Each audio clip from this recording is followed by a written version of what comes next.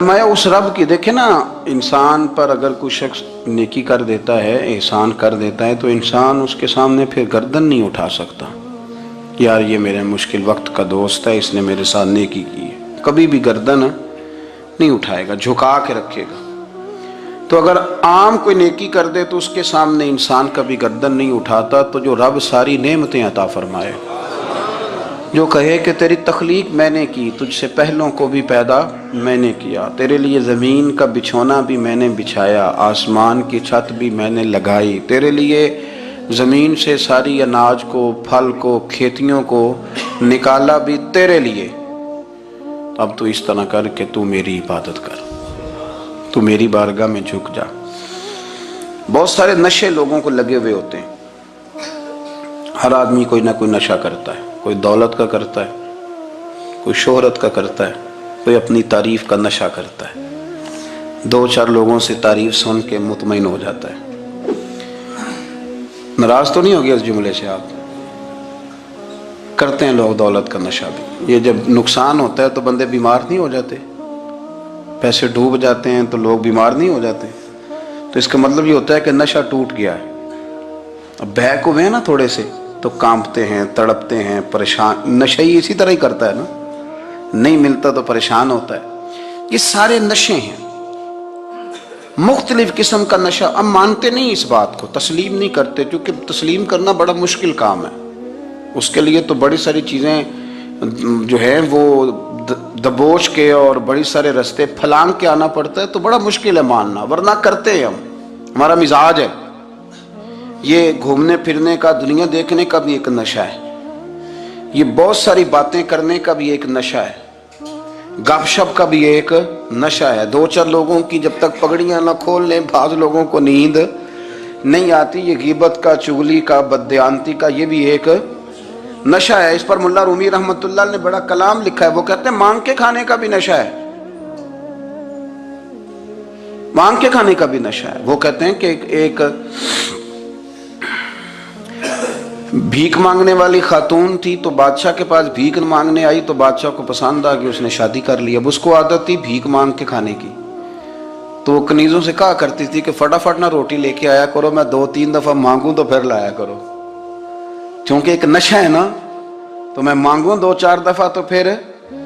तो इंसान बहुत सारे नशे करता है, ये मानता नहीं। ये मोबाइल, ये फेसबुक, ये सारे नशे ही हैं। अपनी फोटो लगा लेना, सारा दिन उसी को देखते रहना।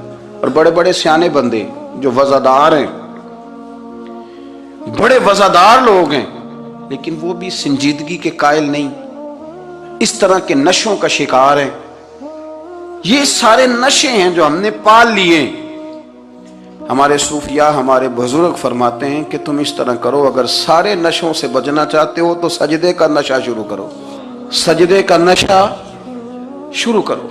ये ना इकबाल कहते हैं, हो अत्तार हो, रूमी हो, राजी। आप बात को समझें, अत्तार हो, रूमी हो, राजी हो, गजाली हो, कुछ हाथ नहीं आता बे आहे सहरगाही। कहते बहुत बड़ा सूफी हो जैसे फरीदुद्दीन अत्तार थे, बहुत बड़ा तसव्वुफ का इमाम हो जैसे इमाम गजाली थे, बहुत बड़ा तफसीर का उस्ताद हो जैसे इमाम राजी हो। अत्तार हो, रूमी हो, राजी हो, गजाली हो, पर कुछ हाथ नहीं आता बे आहे सहरगाही। अगर सवेरे उठ के रोता नहीं ना अल्लाह की बारगाह में, अगर तहज्जुद नहीं ना पढ़ता, तो कुछ हाथ नहीं आता बे आहे सहरगाही। फिर इसको कोई चीज नसीब। मेरी बात की समझ आ रही है आप हजरात?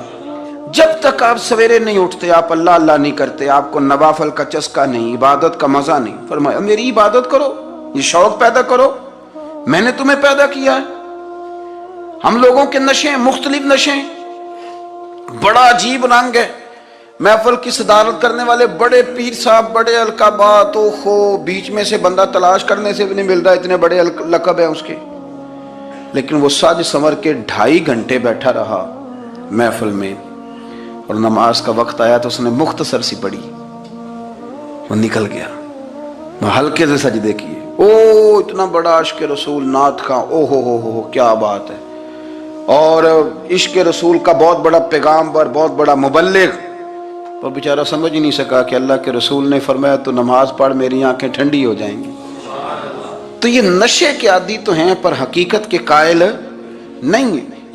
یہ بس ٹھیک ہے خوابوں کی دنیا میں لوگ زندہ ہیں، پر جن کو یہ جو نشہ تھا نا عبادت کا، یہ میرے رسول پاک کی چاہت ہے، یہ میرے نبی کریم علیہ السلام کی. آپ دیکھیں نا حضور مہینوں جا کے غار حرا میں بیٹھتے، کیا وہاں تبلیغ کرتے تھے؟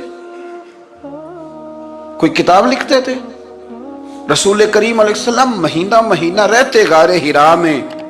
کوئی نہ مجھے دیکھے، کوئی نہ مجھے ملے. حضور یہاں کیا ہے؟ فرمایا میں اپنے رب کی عبادت کروں گا. نبی کریم علیہ السلام نے سجدوں کے ساتھ پتھروں اور پہاڑوں کو آباد کر دیا، سجدوں کے ساتھ. آپ کا سجدہ آپ کو بہت ساری چیزوں سے چھڑا لیتا ہے، یہ بہت ساری جگہوں سے جھکنے سے بچا لیتا ہے. صوفیاء اولیاء یہ کیا کرتے تھے؟ یہ سجدے کا ذوق ہی تو پیدا کرتے تھے. سجدے کا ذوق. شاہ عبد العزیز دباغ رحمۃ اللہ تعالی علیہ اپنے مریدوں سے فرمایا کرتے تھے کہ اگر تم پکے نمازی بن جاؤ نا، تہجد گزار ہو جاؤ، تو میرے پاس آنا جانا چھوڑ دینا.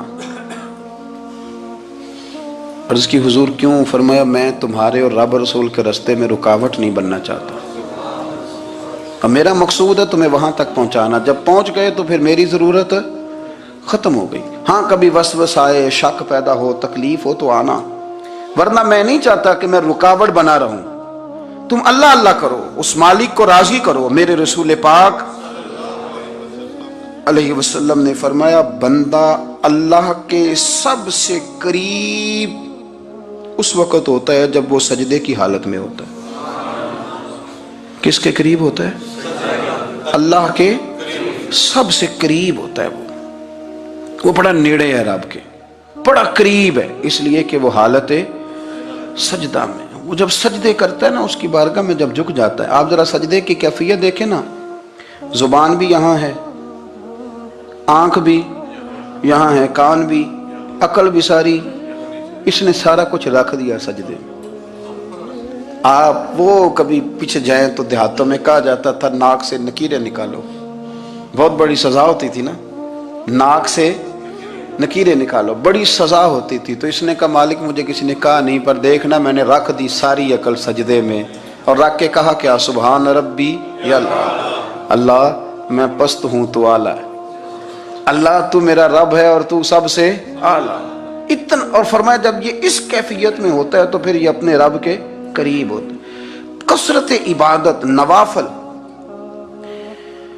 ہمارے ہاں عمرے کی قرآن اندازی محفلوں پہ ہونے لگ گئی ہے، حالانکہ حدیث سے ثابت نہیں. میں دوستوں سے کہتا ہوں جائز ہے، کرنی چاہیے. عمرے کی قرآن اندازی جائز ہے، پر کسی حدیث میں نہیں آئی کہ قرآن اندازی کرو عمرہ کرو. حدیث میں قرآن اندازی یہ آئی ہے کہ نبی پاک علیہ السلام نے فرمایا تمہیں پتہ چل جائے نا پہلی صف کا ثواب کتنا ہے، تم قرآن اندازی کرو. عمرے کی قرآن اندازی کا تو پوسٹر چھپتا ہے، تو یہ والی قرآن اندازی کب ہونی ہے؟ ہونی چاہیے کہ نہیں؟ حضور نے فرمایا تمہیں پتہ چلے کہ اس کا ثواب کتنا، تو تم قرآن اندازی کرو، تم قرآن ڈالو. جب آپ نماز پڑھ رہے ہوتے ہیں، جب آپ کا مصلی آباد ہوتا ہے. صلاح الدین ایوبی ایک بزرگ سے ملاقات ہو گئی، بیت المقدس پر قبضہ تھا عیسائیوں کا. تو صلاح الدین بڑے پریشان تھے. بابا جی کہنے لگے پتر کیا ہوا؟ کہنے لگے حضور پتہ چلا ہے دشمن کے 2 بحری بیڑے اسلحہ لے کے آ رہے ہیں. مسلمان پہلے ہی کمزور ہیں، اور اب اگر 2 بحری بیڑے اور آ گئے تو حضور مسئلہ بن جائے گا. تو میں پریشان ہوں کہ کس طرح یہ کم مسئلے والی ہماری فوج ہے کیسے مقابلہ کرے گی. تو بابا جی کہنے لگے پتر اس طرح کرنا، آج رات تو بھی دعا کرنا اور میں بھی کروں گا، تو بھی دعا کرنا. آپ ناراض نہ ہونا، ہم تو پیروں والے ہیں، ہم تو پیروں کے نوکر غلام ہیں، ہمارا تو گزارا ہی نہیں، ہمیں تو ملتا ہے سارا کچھ وہاں سے. پر میرا سوال یہ ہے کہ تعویذ لینے جاتے ہو نفل کیوں نہیں پڑھتے؟ رات اللہ اللہ کیوں نہیں کرتے؟ یہ بھی تو ہمارے بزرگوں کا ہی طریقہ ہے، انہوں نے تو ہمیں سکھایا ہے. صلاح الدین ایوبی سے بزرگوں نے کہا کہ رات آج نا اللہ اللہ کرنا، تو میں تیرے لیے دعا کروں گا، تو بھی دعا کرنا. تو بندہ جب دکھی ہوتا ہے تو سجدہ کرتا ہے، تو پھر ہی تو مصلی بھیگ جاتا ہے، پھر ہی تو مزہ آتا ہے. سکھی بندہ تو کعبے جا کے نہیں روتا. دکھی تھے، تکلیف تھی، تو سر رکھا سجدے میں تو تڑپ گئے. اور وہ بابا جی کہتے ہیں میں مسجد آیا تو صلاح الدین چیخے مار کے رو رہا تھا. اور کہہ رہا تھا مالک میں کوئی اپنی شان کے لیے تو نہیں نہ لڑ رہا، اللہ کو میں کوئی قبضوں کے لیے تو نہیں لڑ رہا، مالک تیرے لیے لڑ رہا ہوں، مجھے بے آبرو نہ کرنا، میری مدد فرمانا۔ کہتے ہیں میں آیا تھا کہ مسجد میں دعا کروں گا، پر صلاح الدین ایوبی کو روتے دیکھا تو میں لوٹ گیا۔ تو سویرے صلاح الدین ملے تو بڑے خوش تھے۔ میں نے کہا پتر کیا ہوا؟ کہنے لگے حضور وہ بحری بیڑے دو آ رہے تھے نا اسلحہ لے کے، دونوں ڈوب گئے پانی میں ڈوب گئے۔ تو بابا جی کہنے لگے صلاح الدین وہ پانی میں نہیں ڈوبے، وہ تیرے آنسوؤں میں ڈوب گئے، وہ غرق ہو گئے، وہ جو تو نے مسلح بات کیا تو وہ تیرے آنسوؤں میں ڈوب گئے، وہ غرق ہو گئے، وہ تباہ، اتنے قیمتی تھے تیرے آنسو کے بہا لے گئے دشمن کے بحری بیڑوں کو۔ میرے بھائی ٹھیک ہو گیا جی، میرے عزیز سمجھ لیں اس بات کو ہمیشہ کے لیے، اور اس پر غور کر لیں اچھے طریقے سے کہ میرے رسول کریم سید عالم صلی اللہ علیہ وسلم نے نا ہماری توجہ دلائی، حضور نے ہمیں بتلایا، ہمارا ذوق بڑھایا عبادت کی طرف۔ ایک صحابی تھے حضرت ابو فاطمہ رضی اللہ تعالیٰ عنہ، یہ ترمذی شریف کی حدیث ہے۔ نبی پاک علیہ السلام نے فرمایا ابو فاطمہ قیامت کے دن مجھ سے جلدی ملنا چاہتے ہو کہ دیر کے ساتھ؟ تو کہنے لگے حضور کون ہوگا جو دیر سے ملنا چاہے گا، ہم نے تو جان دے دی وعدہ دیدار پر۔ اعلیٰ حضرت فرماتے ہیں جان دے دی وعدہ اور نقد اپنا دام ہو ہی جائے گا۔ مجھے لگتا ہے کہ یہ سودا نقد و نقد ہو جانا ہے، چونکہ ہم نے جان دے دی وعدہ دیدار پر۔ آپ نے وعدہ کیا تھا کہ مریں گے تو پھر زیارت ہوگی، تو مر گئے ہم زیارت کی خاطر۔ جان دے دی وعدہ دیدار پر تو نقد اپنا دام ہو ہی جائے گا۔ اے رضا ہر کام کا ایک وقت ہے، دل کو بھی آرام ہو ہی جائے گا۔ تو حضرت ابو فاطمہ رضی اللہ تعالیٰ عنہ سے نبی پاک صلی اللہ علیہ وسلم نے فرمایا جلدی ملنا چاہتے ہو کہ دیر سے؟ عرض کی حضور فٹافٹ ملنا ہے، میں نے قیامت کے دن آپ سے جلدی ملنا ہے۔ تو نبی پاک علیہ السلام نے فرمایا پھر اس طرح کرنا، دنیا میں رہ کے سجدے زیادہ کرنا، پھر سجدے زیادہ کرنا، قیامت میں ملاقات جلدی ہو جائے گی، قرب ملے گا تمہیں۔ اپنے بچوں کے اندر دیکھیں نا، ہم شوق پیدا کرتے ہیں، ہمیں صحیح لفظ نہیں بولنے آتے پر ہم بچوں میں شوق پیدا کرتے ہیں کہ پتر ڈاکٹر بن جائے گا تو بڑا نفع کرے گا، تو لوگوں کی خدمت کرے گا، ملک و ملت کی خدمت کرے گا، تیرے ابا کا نام روشن ہوگا، تیرے دادا کی تعریفیں ہوں گی۔ ہم یہ ذوق پیدا کرتے ہیں، ہم اپنے نوجوانوں کے اندر یہ فکر پیدا کرتے ہیں، انہیں ہم سمجھاتے ہیں کہ میاں جب تم پڑھو گے محنت کرو گے تو فلاں آدمی کی طرح تمہارا نام ہوگا۔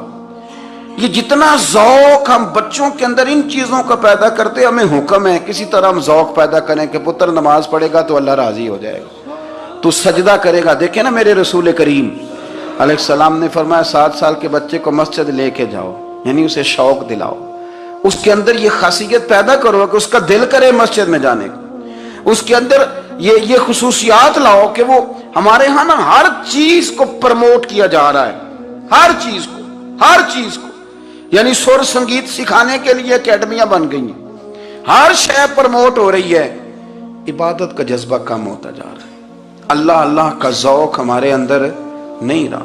اور اتنا مشکل ہم نے اپنے لیے بنا لیا ہے کہ وہ بندہ جو بڑی زبردست مذہبی گفتگو کر رہا تھا اور تگڑی بات کر رہا تھا، کیا بات ہے، لیکن نماز کے بارے میں کمزوری دکھا جاتا ہے، نوافل کے بارے میں وہ چپکے سے نکل جاتا ہے۔